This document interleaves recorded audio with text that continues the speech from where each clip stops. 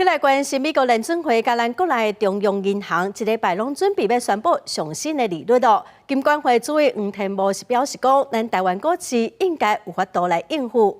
另外，目前咱国内有3间敢若提供网络交易的银行，也毋过伫顶半年这3间计共是了66亿。金管会是表示讲，有2间已经净资了。2025年其中有1间应该就会开始趁钱。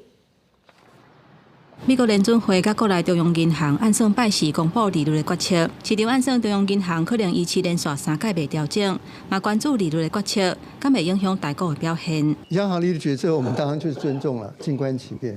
我想投资人在过去这1-2年对这些利率的升跌都有一些看法了。我想我们台湾的市场在股市方面应该有足够的韧性。11台股大盘的表现，盘中是17373点，跌落10点。对台股11月份外资一直回入来，敢会当看作是资金动能转强烈。媒体部回应讲，外资交易量一天是3成，剩的7成是国内法人甲散户，代表市场对台股基本面有信心。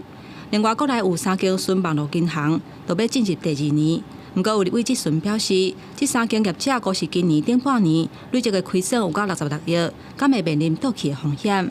能不能够了解他们真正亏损的真实的原因是什么？扩大业务，就是比方说你吸收的存款怎么把它去贷放，然后增加很多以手续费收入为主的一些业务。本来就是一开始成立的时候，它有很多这个资讯的成本啊，还有人员部的一些相关的建制的成本。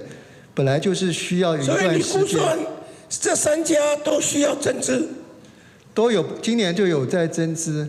媒体部表示，当初这3间申请的合理模式，拢是希望发展做亲像电信、社群媒体等等的生态系，目前也是有真好的发展。虽然目前业者有增资，不过幅度并不大。按算上近2025年，会有1间纯网络银行亏损甲利润拍平。